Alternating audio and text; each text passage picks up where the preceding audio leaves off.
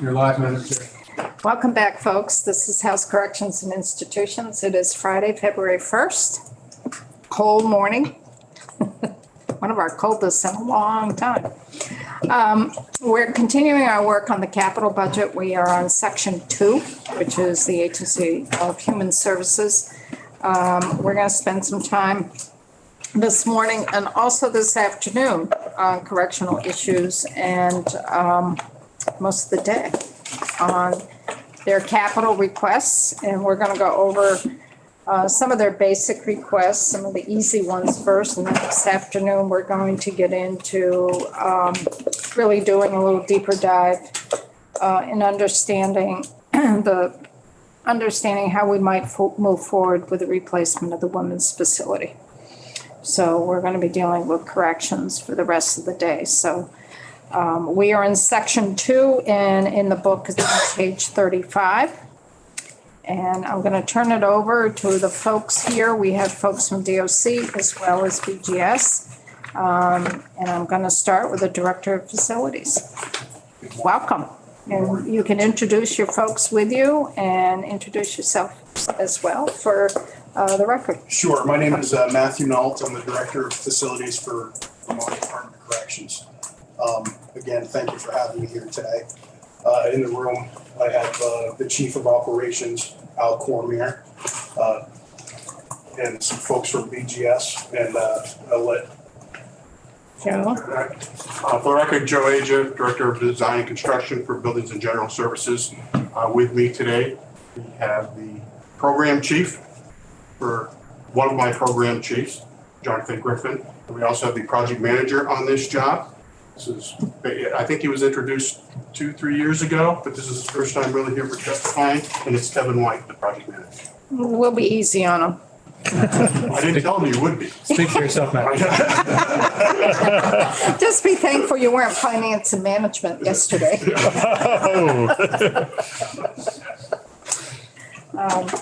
Welcome. And maybe first off, you can, maybe Joe would be the one, I don't know, Matthew, if you would be the one, how the money flows for these particular projects in corrections. Does the money flow directly to corrections or does it flow directly to BGS? And who does the projects? Because it's a little different. I can do the money piece and the construction design end of the construction. I think it's about programming and needs are all on that. Okay. So we'll start with DOC. Okay. Let me just start out with a little bit of history on that building. Specifically, that area was built back in the 70s. Exact year I don't know, but as we know, the mission has changed since then. Population has changed since then. When it was initially built, it was built for 650 people in and out, designed for 650 people in and out of that facility. Back then, per year, I'm sorry. Back then, that was a very stagnant population. We had a lot of sentenced people, long-term offenders in that facility. Now, it's more of the business because of the nature of the courts and the detention and everything else that we get now has increased that business. We're at, let me just throw some numbers out there. The amount of business in and out of there has gone from, well, 650 to 8,000 to 10,000 people in and out. So that's the traffic. Per year. Per year. Per year. 8,000 to 10,000. Yep, per year. That's for all, and the catchment area for this particular facility Yes. is Chittenden County, Franklin County, and would it be Orleans or Grand Isle. Grand Isle, Lamoille? Maybe. Maybe, northern part of Lamoille. Maybe. The big influx came in when we converted the South Burlington facility from a male to a female. So the males had to go somewhere. So you're talking, that facility held over 200, about 180. 172 was cut off. So anyone that was arrested would go to the Chittenden facility. When we converted that over to a women's facility, the bulk of those males that are arrested around Chittenden County now go up to St. Albans. That's absolutely correct. So you move something over here in the system and it puts pressure somewhere else. Correct. And it's not, I mean, you're talking about the most populated and busiest areas of the state as far as, the criminal process, so. The other part of that too is ICPs, incapacitated persons. We haven't even talked about that with the committee. I know that's a whole topic in itself. But the reality is, we've got to keep those folks safe. That's your public inebriates, Right. where they need somewhere You to did touch go. on that, but not. So it requires space to handle those folks as well, and to keep them away from the population, incarcerated population. For obvious reasons. Let's add to it. Yeah. We also have an increase in technology, where we have body scanners, like similar to what you'd see in an airport, that check for contraband. And they're a fairly large unit that take up a lot of space. The booking area is the appropriate place for that. So you've got that. You've got live scan fingerprint machines, which also add some old prints there. It didn't take much space, but now there's a piece of equipment that takes that. Booking or admissions is the area that happens. So you're talking about some technology. Right now, if you can just envision this, I don't have pictures, but back 5 years ago, the booking officer had a space to work. It was a long counter against the wall. He was able to do his thing. 2 people back there processing people. The flow was good, but it was still cramped. There's so much down there now that the officer has a space with a desk about that big over there with the computer on it. Any more things go into booking, the officer's gonna have to process people from the garage. There's literally no more space. But they're doing the best they can, but it's not adequate at all. And my colleagues in BGS can attest to that. We really gotta do something. So we have a question here. I just want, on the term incapacitated people, what's the definition of what are we talking about? Inebriates, people that are harm to themselves or others that are on the street. So they're just coming in and then they're going Just back out? sobering up and they're being released. They're not being broke. Nothing. They actually come in as what we would consider a ghost. We don't want to, it's not a booking at all, looking at a normal person from court. That's a whole separate topic unto itself. Yes. There usually could come in, mostly through law enforcement, they come in, and sometimes maybe the Howard Center, possibly. And sometimes you have repeat folks and sometimes not. And correctional officers need to monitor this while they're sleeping it off. But DOC really doesn't know maybe what substance they've used. In the past, it was usually alcohol, but now it could be something quite different and in combination with quite a bit. So we tried to grapple with this to find someplace else besides a correctional facility for these folks to go, but nobody wants to take responsibility. No, it does take a lot of resources to, we've got to keep those folks safe. So it just takes resources. So by default, it's corrections. And basically, you're putting them in the booking area. That's correct. So you could have 4 or 5 folks per cell. Absolutely. Just for some numbers, I believe last year, the number 200 and 200 caps in the year. So that averages out to 10 or 12 a week or something like that. I don't know. I'll have to look at my numbers to make sure. But the question is, how many of those are those unique individuals? Or is it repeat? Some of them repeat. It could be repeated, I don't know. That's a tough one because It's a tough it's one. like we don't keep track of them the same way we do. Tristan, Those 200, how long are they staying on average? Do you have any? overnight. 24 hours. Yeah, overnight. That's the max and That's that's, the maximum. thank you. Oh, Connor, I'm sorry. And does every substance abuse bed have to be full? Is that the criteria for the in-caps to go to you guys? Or? No, they could exhibit dangerous behavior where, Okay. you know, they go to the spot where the beds are and they're just like, we can't handle this. Gotcha. Then they'll come to us. On a regular basis, but unfortunately. They need a safe place to, And we do provide it. yeah. So what would be, well, you may not be getting into this, it may be more BGS in terms of what this 3.1 million would entail. But basically, this is an outdated booking area. Hasn't been updated at all since it was originally put in the 70s. And how many cells do you have there in the booking area? Three wet cells. Could you explain what a wet cell is? I sure It's a can. new committee. I apologize for that. No, that's fine. Wet cell is a cell that a person has access to water, sink, and a toilet. That's why we would call it a wet cell. And how many beds per cell? 2, 2, and 2, so I believe 6 beds. And when do you see your highest time of folks coming in? Usually, well, it's hard to say. I think the flow would probably be midweek to the end of the weekend when people are released to court. Generally, with the flow that comes in, we have to manage the population, and that requires transports out of there to other facilities. So we're actually having to move folks out to make room for others. Every week, I would say.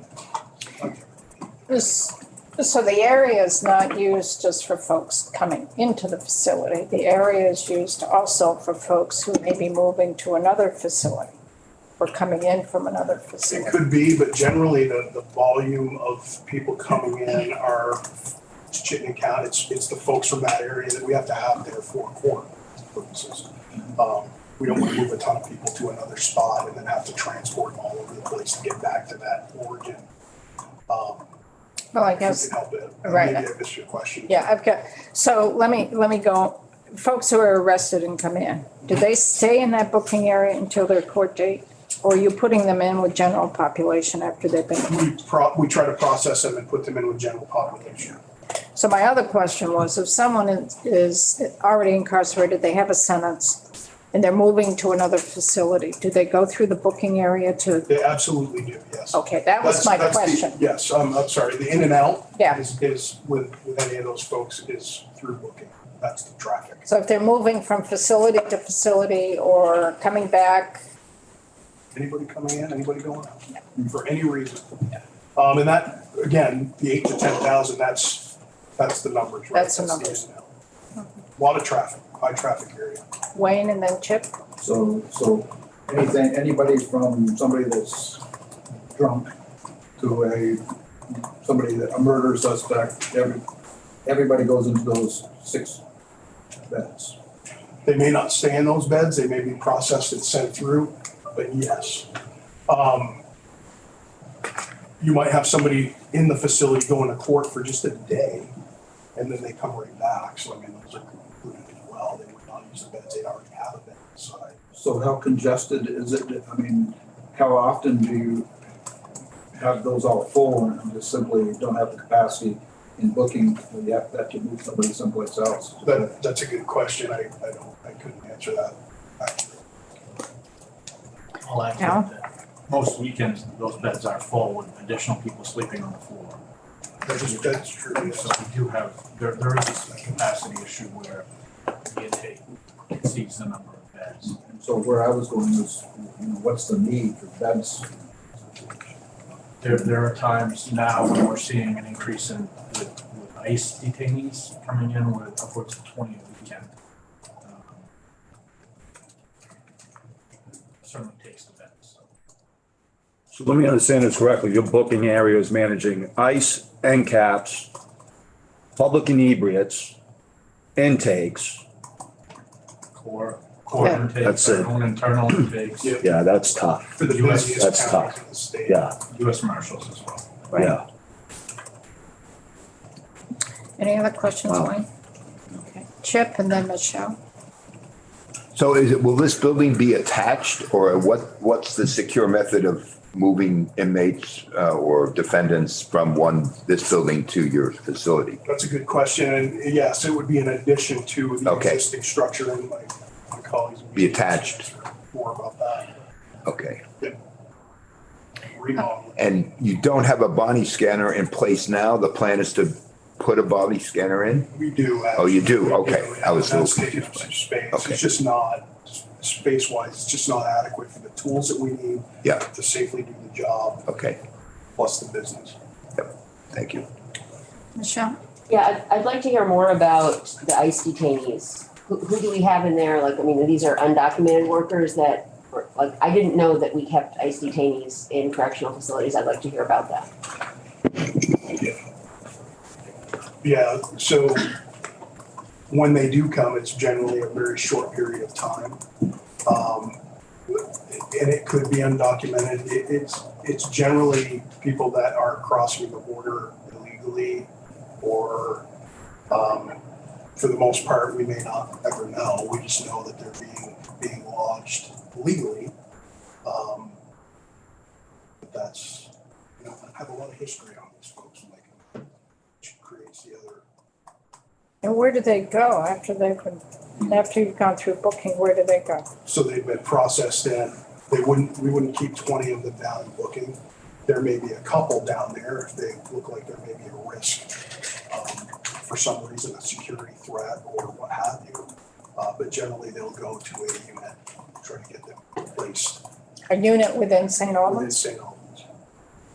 Yeah. So there's the federal government has a limit of 72 hours on ICE detainees. So they're not held longer than 72 hours before they have to be in front of a federal magistrate for their hearing.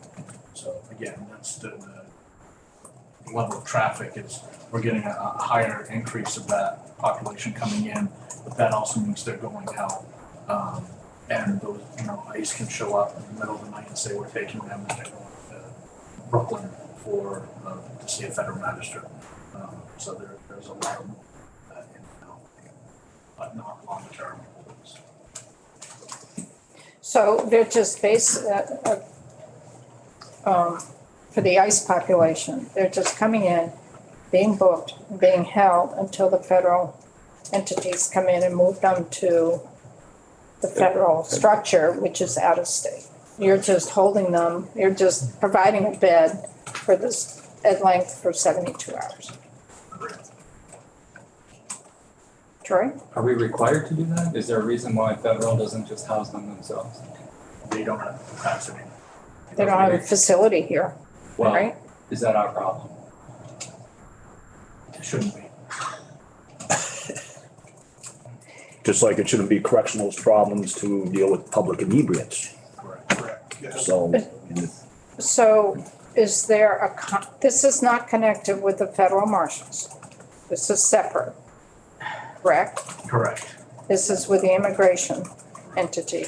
Do they have a contract with DOC for this, or is it by default? So we have, it's default. There is a contract MOU in place where the U.S. Marshals contract does provide funding for us to hold their population.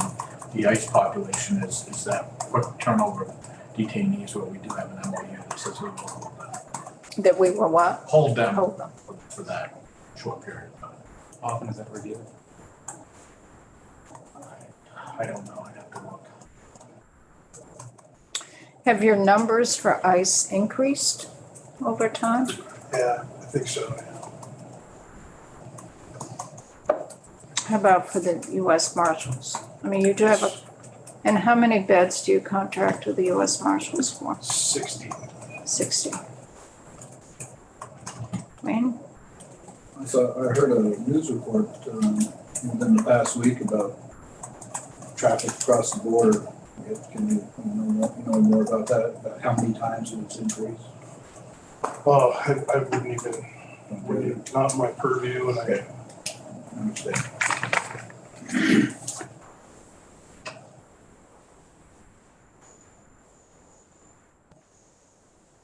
So the booking area is old, outdated, not large enough, and there was more use of this booking area than what was initially built for. 50 years ago, 50 plus years ago. So I'm not going to get into the money because that would be for BGS. Can I ask you a question? Yep. What's the square footage you have now you're looking for? Off the top of my head, I know. 32. 60 by 32, 60 by 40. If you look on the book.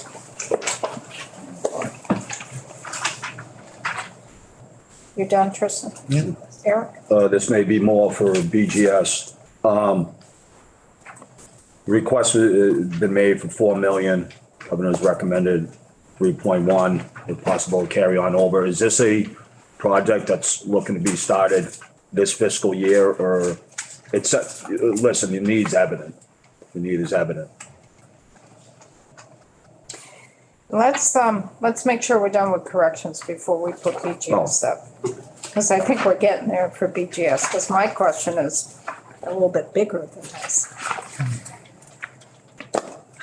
If we really All right, then I'll jump off. No, if we really start looking at our correctional system and where we might be headed for not just the women's facility, but the male facility, there's a good possibility that St. Albans might be a site for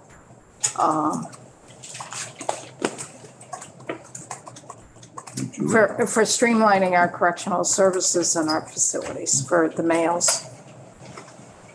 Would this booking area and what's being requested now, would there be enough flexibility in there if you should bring in another facility that we close, male facility? So the hope would be on my end, yes. I mean, I think the flexibility, we definitely want to build flexibility in anything we do. But I will leave that to the design of how we would do that. And I don't know, I mean, I'm not versed in the whole design piece, but I would like to see it be flexible enough that if we do make changes, as you're talking about, we can adapt this piece of the building to that. Mm-hmm. So right now you have the capacity of about 7 folks in there. So what is the thinking for redoing the booking area? How many beds would you have there total? You have 6 now, 6 or 7. What would be the anticipation of this project? So based on what we have, I think we need to, whenever we talk about the increase in beds, it can get, but with the traffic that we have to meet what we've got coming in.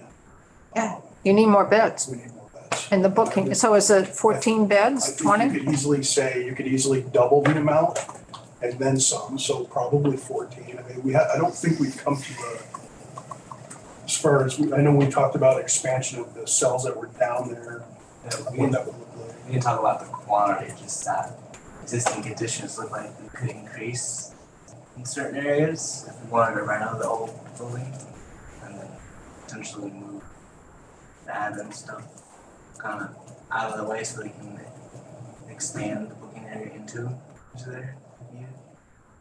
I think it's safe to say that we can do 14, 16 beds probably and have enough room to safely deal with what we've got coming in. 16 might be on the upper end.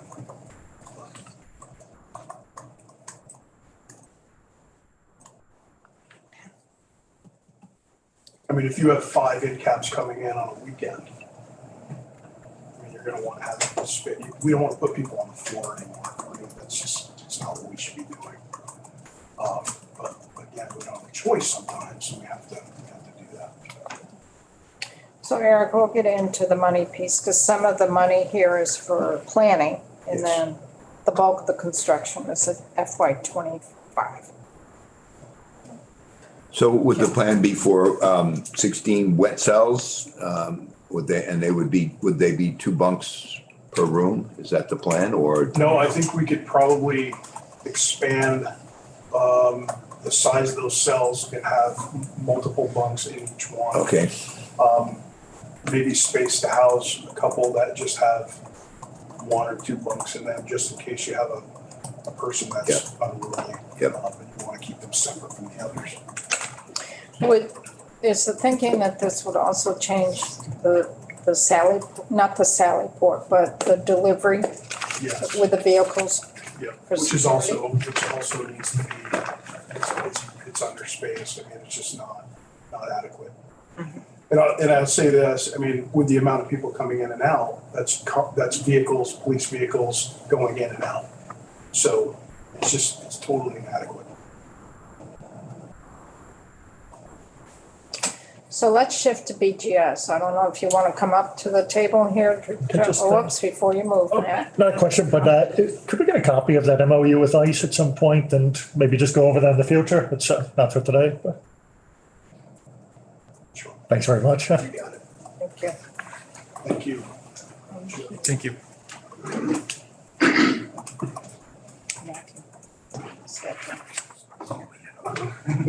Looks familiar to me. Welcome, Al. So let's transition here into the request. And we've got, for FY '24, we have 600,000 and then 2.5 million for FY '25. The way it's broken down in our chart is about 300,000 will be for planning and design, and then 300,000 for construction. And we have this amount coming out of the cash fund. The full 600,000 will come out of the cash fund. And then the 2.5 will be out of bonded dollars. So what is the plan on the BGS side? Before we go too far down the plan, the BGS side is, look at your spreadsheet versus the table. The table's been saying $1 million in FY '26. Okay, and that would be for construction. That is correct. So we'd be looking at a total of 4.1 million at this point in time. So that addresses Eric's concern to a certain extent. Yeah, it changed the bottom line. So we are right now in the early planning stages. We have used our planning, reuse, and contingency fund to start this process to get us ahead of the curve. So the 300,000 that is being asked is for design. It's what we know as of today. Sort of the hard part that we're up against is we do know that the report that we had from HOK and Corrections from last year and prior year was about expansion and evaluating all of our correctional facility sites.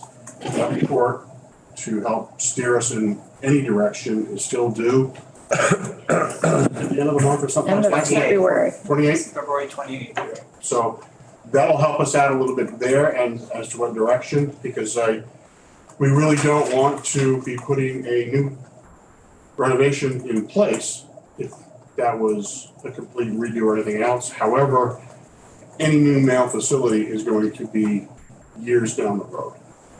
So because of the population needs right now, something has to be done. Because what we're looking at is looking at modifying not only the existing booking area, but adjacent to that is also the existing administration area and how that can all work. As in here that is written is we're looking at a separate administration building. With that, administration building is less expensive construction, and you'd be looking at a booking area. So booking area is a hardened facility over there. You're constructing cells versus office space. So, and having the booking area integral with the existing building. So there is that flow of incarcerated individuals in and out of the main facility. It's somewhat easier to say that we can do a separate administration building a little bit further away. Contours are a little iffy on that site. If you've been there, you come into the main building, it somewhat drops down a little bit. However, what we're looking, because we're still in the planning phases, they could all be connected. Right now, we don't know how that's ultimately going to work. Questions? Wayne? So that site's about 60 acres total? Like that? Something like that, yes. So in terms of, build out, in terms of buildable acres on that thing, you think you've got enough?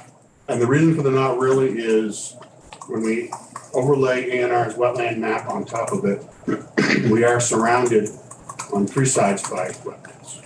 So that would be an issue of completely filling those 60 acres. I don't know when that was mapped. We would have to go out and evaluate it to find out exactly where that delineation is, to find out exactly where we can build. So I don't, and where that wetland is on the other side of the existing parking lot beyond that. So any expansion that we're doing right now, that would not impede this. No possibilities going up? Up is an elevator. Up as in Multi-story. Multi-story, right. It's elevator. And so I'll let corrections speak with the elevator. You can, overcome the hardships of making it durable and everything else. However, you're in a small little room, basically going up a flight or more, with an incarcerated individual and all the fun things that can happen with that. I don't know if you You don't want elevators. asked to that, but You don't want elevators in a correctional facility. Joe's idea of fun. yeah, well, you're right. Those late night movies. We transport a lot of the federal inmates to the federal court, and it requires us to utilize the elevators where they're set up, and staff do not like it. It's a security, safety issue. It's a real safety issue. my other question, just thinking about the options. What are the options at that site? Is there other adjacent lands that would be might require? That could be suited. Haven't even looked at that yet. I think where we're looking right now to put expand the booking area and then the administration, there is plenty of land right there, Jason, so that's not an issue. So we should be okay. So we have some more questions, Joe, Chip and then John. So your infrastructure can handle this building? It's not a very large building, but water, sewer, heating plant, all those would accommodate an addition of this size? The water, yes. I'm not sure about heat. We do have to look at the boiler plant for that needs to see whether it can handle something traditional like that. The sewer system, we are at capacity now. And that would add? Again, I don't know what it'll add because these are 72 hours. Yeah. The flow for that is not as high as the traditional correctional facility bed. But that is something that we still have to look into. They don't get their morning showers, I guess. Well, you're already putting the folks through. Yeah. They're already going through right now. Yes. For that. It's based on beds, but then flows and that is something we have to look at. Yeah. Is there any And precedent? hang on. There's John and then Troy and then Wayne. First column of the 5 million, which includes the money from 26, where does that take us? Section line 39. Correct. 600,000, 650,000. For a total of 3.1 in this biennium, they're asking for another. It's not going to show up on the spreadsheet because we don't have FY26 on There's our no spreadsheet. construction money in here. Yes, there is part of the 600,000 is for construction. If you look on the chart, it says 300,000 for construction FY24. And then in FY25, the 2.5 million is construction. That's Where I'm going with that is it doesn't sound like nearly enough from what the discussion is. well, that's why we're in the planning, and that's why we have a 2-year capital budget and a budget adjustment next January. Because we might have more information next January that the 2.5 is enough to get them through FY25, or it may not be enough. But that's our process here. We have a budget adjustment a year from now to reevaluate the dollars that we put in this year for the 2 years. We know in the What we're out, looking at now doesn't turn over a shovel of dirt. probably not. not by next January. Second half of the But the- biennium. But we next, have to bid for construction. right, but next year in January, we'll have a better idea where they are in the process and what the dollar amounts will be. Right now, we don't have a clue what the total cost is. That's why there's 300,000 being put in for further planning and design, with the hope that maybe next spring, because they'll be in FY '24, that they might be able to start some construction.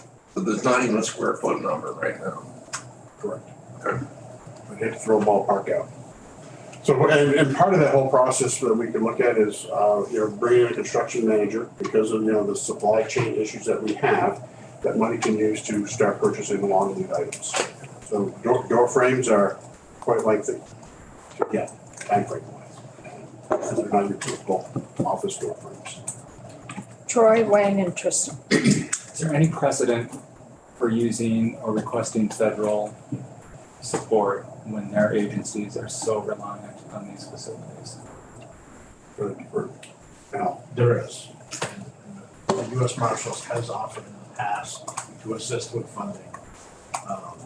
We've not gone down that road with them before because we haven't had the need in the past, but there are opportunities to work with the U.S. Marshal Services for funding resources. I think you're talking about ICE, Both, yeah. Both. because we have a contract with the federal marshals that paid, what, 110, 130 a day. 130 Yeah, a but I'm day talking for- about construction costs. Right, and we've talked to the federal marshals before about construction costs, and they haven't been interested in doing that. But they are. They are now. They weren't in the past, because we talked to them, it might have been 6, 7, 8 years ago for that. But in terms of ICE, that's a different entity. It's not the federal marshals. And I would ask the same question for both of those entities. Right. And There is a potential for. is there precedent? Has it happened anywhere else in the country? I'm not sure. I'm just, so this is where I'm going with that, right? I've got concerns, philosophically about our relationship with both US Marshals and ICE, but largely ICE right now. And if they're not willing, right, do we leverage that somehow, to ease the impact it's having on that facility? Those are my questions. How many ICE folks do you get through on booking on a yearly basis? We'd have to look, but I know in a recent conversation with Superintendent Hayhouse, he said they're upwards of 20 to 25 over a weekend. Over a weekend? Yeah, For ICE? for ICE. Wow. They come in waves, like go 2 months or none. It's pretty steady right now. That's pretty substantial. That is. And is that coming in just through the Canadian border? Yes. Does that account for the other northern correctional centers, Northern State and Northern. and Newport, I should say, They're really, because we have the majority of our federal beds in St. Albans? State. Yeah. So are they, I'm going to interrupt you, hang on. So I want to follow the thinking that Troy put out. So is the 20 or 25 folks, or the folks coming in through ICE, are they taking up any of the beds of the federal marshals? No, they're not counted on the federal marshal bed. They're counted on our beds, which is medical care, food. So how much is it costing DOC operationally for this, and are you getting any reimbursement? We're still getting the $130 a day from From ICE or from ICE as well. from ICE as well, separate from the federal marshals? And how much does ICE, how many beds per year are they paying for? I'd have to get with our finance folks and look at that. I'm not 100% sure. Because the ICE folks aren't staying, and it's theoretically aren't staying any longer than 72 hours. So there's a lot of turnover there. Turnover, but we're still billing for that. So if you put aside, well, you can't really put aside certain beds in the general population because some of them may be in the infirmary. Some of them you may keep just in booking for a few hours, and some may go into general population.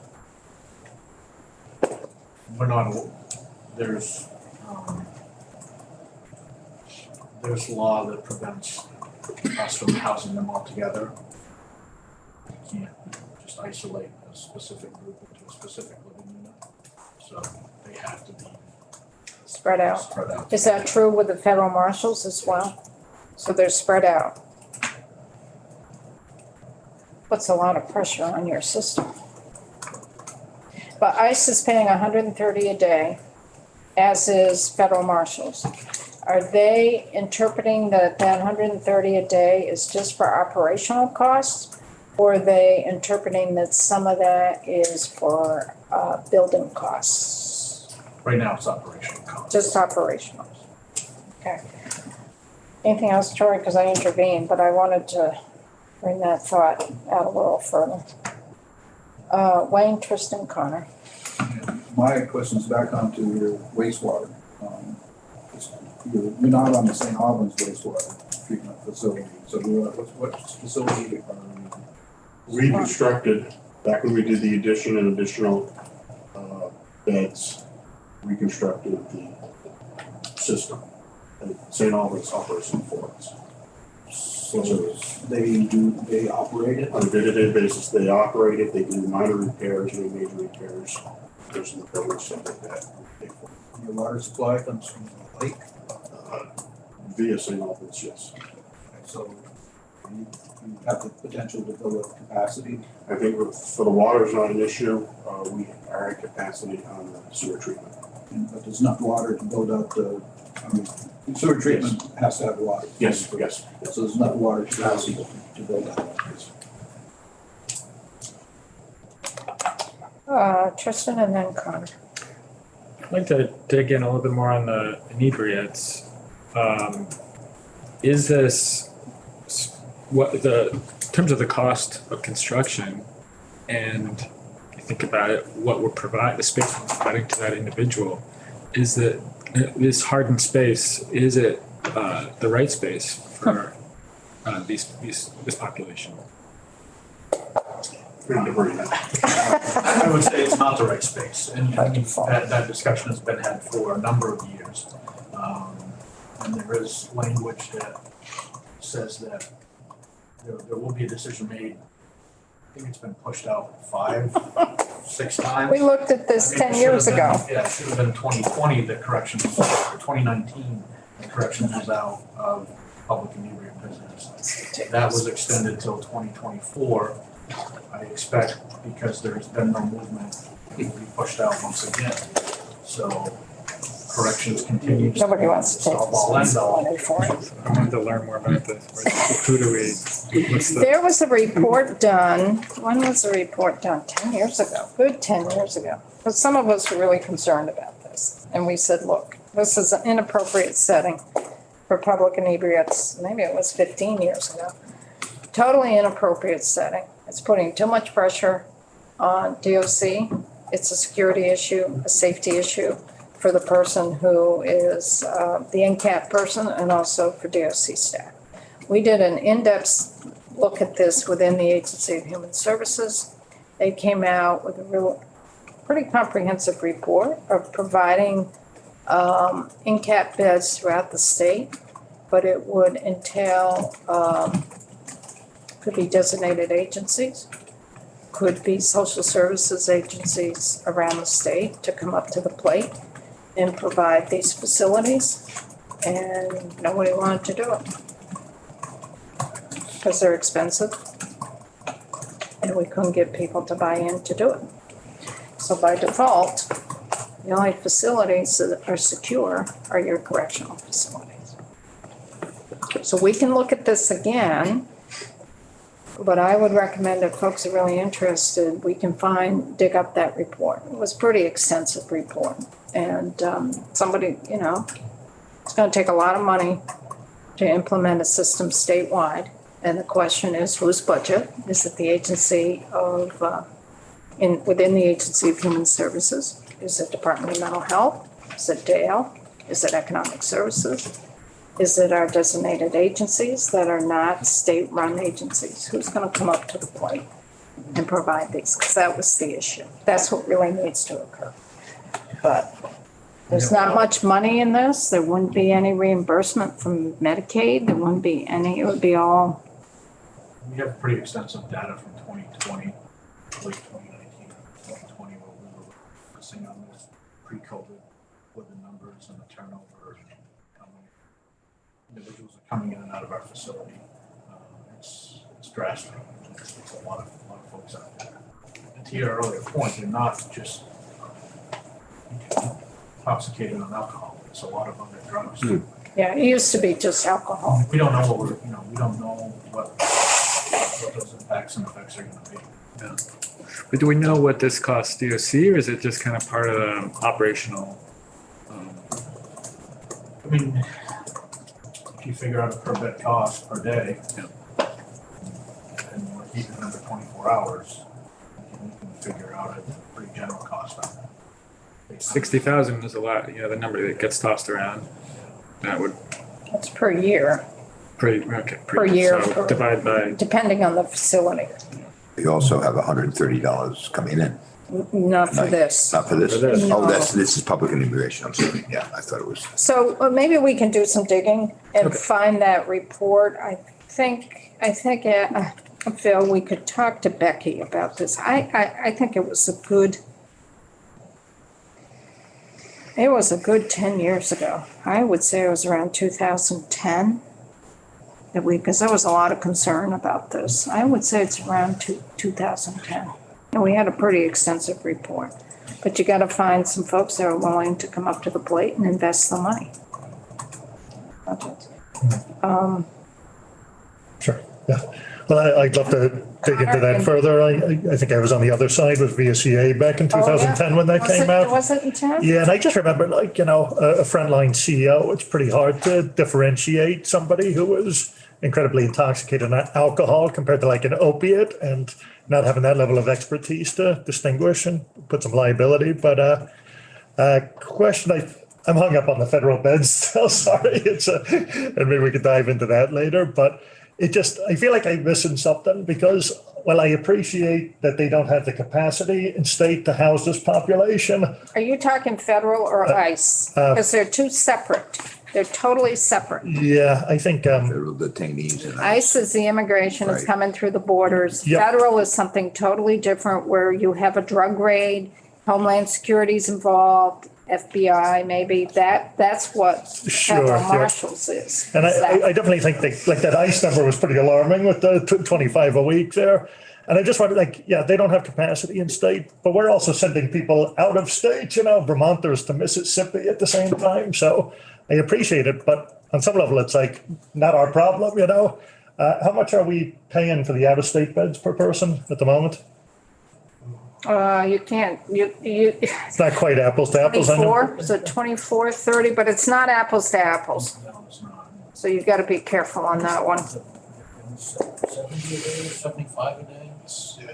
It used to be about 20, it used to be around 20, 22. I would say maybe now it's 24, 30, just ballpark. But they're not getting programmed. You can't compare apples to apples. It's a whole different. But if you look at the corrections, but this is the other piece, whether you like it or not, I'm just putting this on the table. When you look at the DOC budget, you've got approximately, 180 million? 175 million is your yearly budget. It's all general fund. They don't get federal dollars. They don't get any reimbursements, federal dollars. To help in their operating budget, they depend on the money from the federal marshals in particular to help them on the operational costs of their budget. So there were times when we were talking about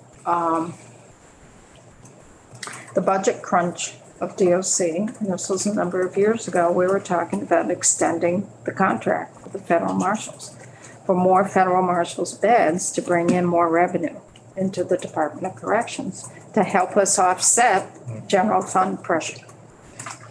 Because it's all general fund dollars that are paying for corrections. So when appropriations, when we're in a budget deficit situation and we're looking to cut our general fund, there aren't many places that appropriations or the administration can go to cut federal funds that you don't impact losing, cut general fund that you don't impact losing federal funds. So one place you go to cut general fund dollars is DOC because there's no loss of federal dollars. So that's the balance that occurs. So sometimes we're making decisions in a legislative body that we don't like, that goes against some of our principles. But sometimes if you look at the operating part of a budget and a department that you really want to support, and their hands are tied behind their back. So federal marshals, ICE is a new one, but federal marshals, we've had a contract with them for years for bids. That $130 a day helps in the operating budget of DOC. ICE may be a different story. How many folks do you usually have come through for federal marshals? Is that higher than ICE or is it much lower? It's lower. We have a current contract for 60 beds with them. I think our current federal detainee population is 72 today. Does that include ICE or just? No, this is just federal. Just federal.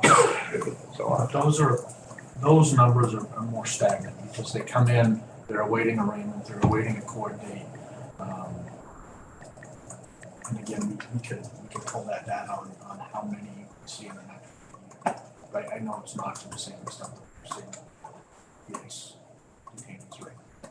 So let me clarify this. You said we have a contract with federal marshals for 60 beds, but right now you've got 72? Correct.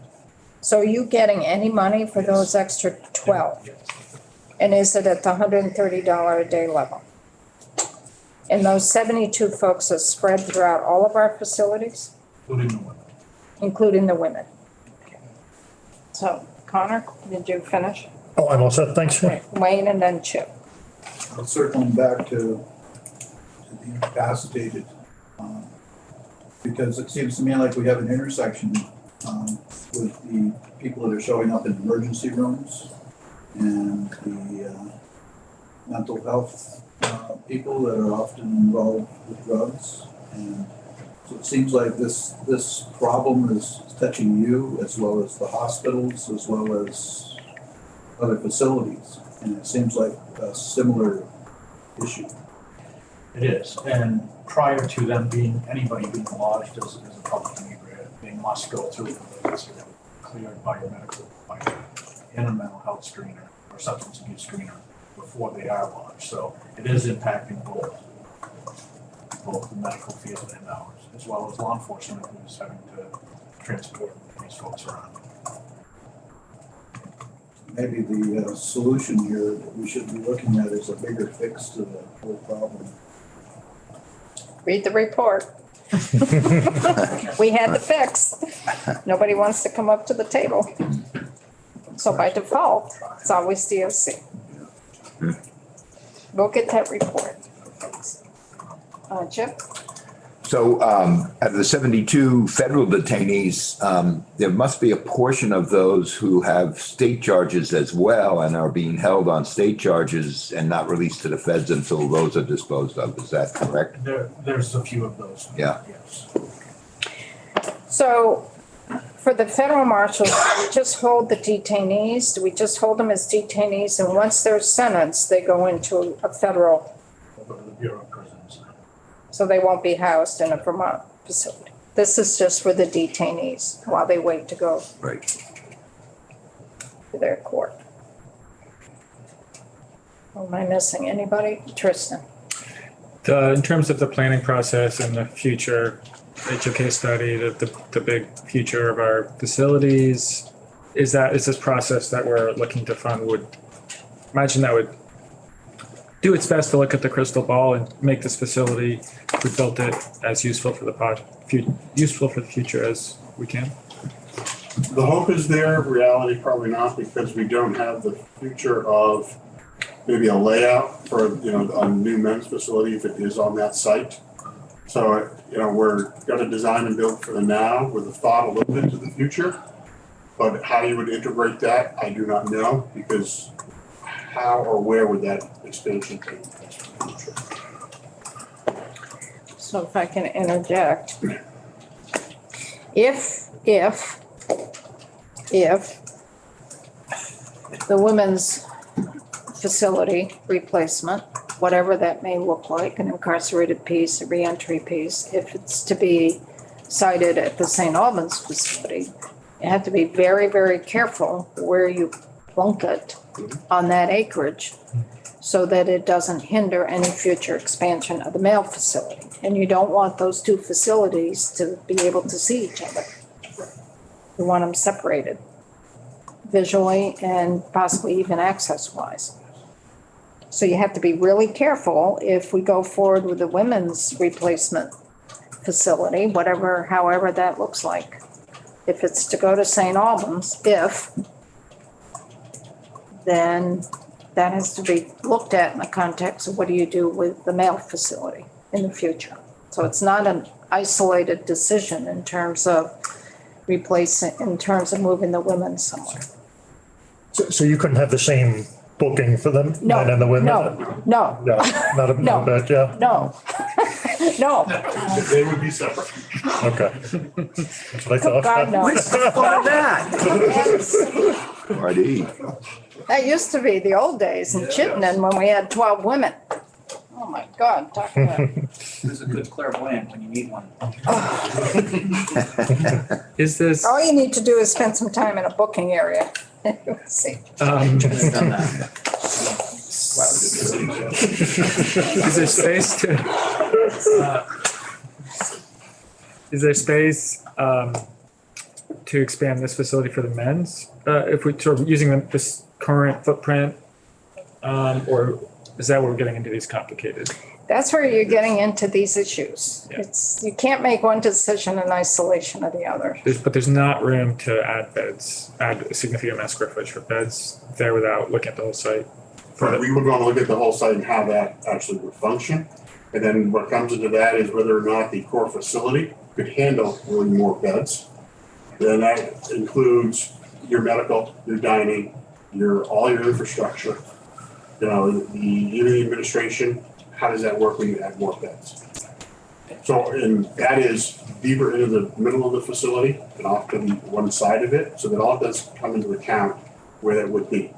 So that's the hardship of the planning study that's going on a larger scale, that we'll be back with later talking about, does take a peek into that.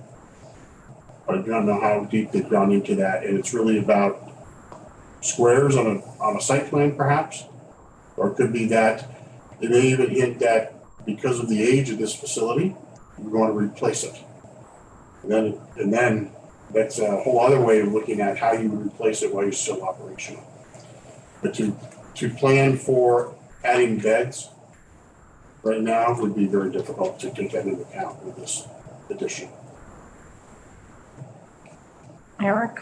I just wanted to say this is the beginning of a really good conversation that will probably have a better basis after the report comes on the 28th. When we were visiting Maine this year, they were just commissioning a lot of the new facilities, new housing units and everything, and actively tearing down some of the old stuff. But it really is very carefully choreographed ballet, and I feel like we're trying to conjure images that I know we'll be able to see better in about 4 weeks. So I just don't want us to thrash about too much right now, but I know we can have a more grounded conversation in a couple of weeks. So the one thing too, you may think you're just building general population beds, but you're not. You really have to think through what are the pressures right now occurring in DOC for bed needs. Yes, we need more flexible general population beds, but we have an aging population. with some real serious medical situations. And right now, the only infirmary that can handle this is the one in Springfield, because that was purposely built larger than the other facilities. So the question is, are we going to have a geriatric unit in our facilities? Because that's percolating along. We've got folks with longer sentences. Some of those are with sex offenses. And we think, yeah, we can put them, you know, they may have dementia. They may have serious COPD, cancer, and they really need nursing home care. But if they're of a sex offense, nursing homes won't take them because they're at risk of losing Medicaid funding for the other patients. Some of them have no place else to go. And so we've got to deal with that. There is, whether we like it or not, an increasing population of folks with mental health issues that has come to the point that they have some criminal behavior, that they become convicted. They're convicted, but they have severe mental health issues. Do we need a mental health unit? Those are the layers that go into our future conversations about our correctional facilities, because they're not designed for any of these populations. And we can say DOC needs to provide this type of programming, but I've always said you can have all the programming you want, but if you don't have a building that allows that to happen, your building is determining your programming.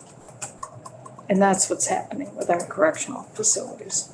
Even our newest ones, which is Newport and Springfield, when you get into St. Albans and Marble Valley and the Chittenden facility, you're totally limited. At the same time, personnel. You got huge personnel problems. Mhm. As we start making anything bigger or having all of these different programs, medic things, and increase that. You may have options, I don't know, but in the design, if you design something new, maybe the ergonomics or whatever might be able to improve on, reduce the number of staff for some things that should be thought about. And that is something we are looking at, is right now Vermont has the highest staff to offender ratio because of the size of our units. When you have a 10-person, 12-person, 20-person unit, those all need staff 2 hours a day. If you have a 40-person or a 60-person unit that require, you're talking 3 to 4 staff on a shift. So 12 staff in a 24-hour period, that would certainly alleviate a lot of staffing pressures. And cost savings. But the flip side of that, I'm going to play devil's advocate, that some folks feel we don't need larger units, living units, that we like them small because there's more interaction and it's the Vermont way of doing it. And we don't have to get into these mega units. So that's the flip side. And I think we spoke about this last week when we were here about, we actually have folks that are asking to go out of state because they are larger units and they have more space and they have more room. So when you have that incarcerated population saying, please send me to Mississippi, that's a problem. So that's why the folks down in Mississippi want to stay there. It's a big piece of it, yeah. But they're staying within their own group. They're not intermingling with others in their own unit. So it's quieter. There isn't so much churn. You don't have people coming in and out. It's more stable. So those are things that we keep in mind as we start working through our discussions of just replacing one facility. It opens up the whole conversation of our whole correctional system. Can't do one without thinking of the other. And if you're going to provide services for one gender, should you also provide those services for the other gender?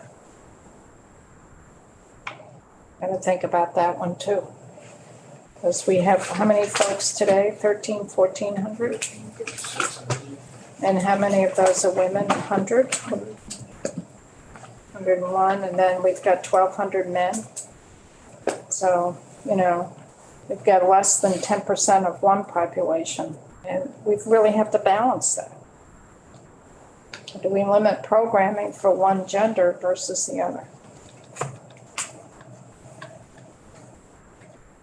Because we are the Corrections Policy Committee as well, not just for facilities. And that's the beauty of our committee. We can see the interconnection there.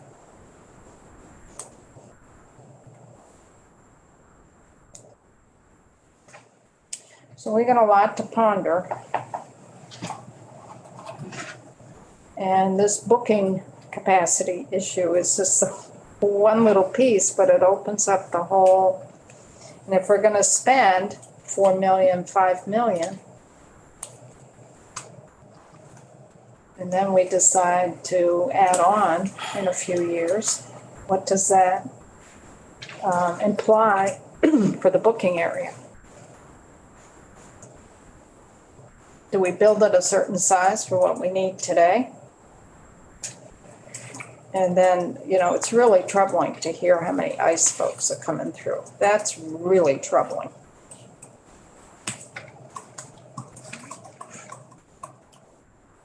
Because that's a new one. That wasn't there last year.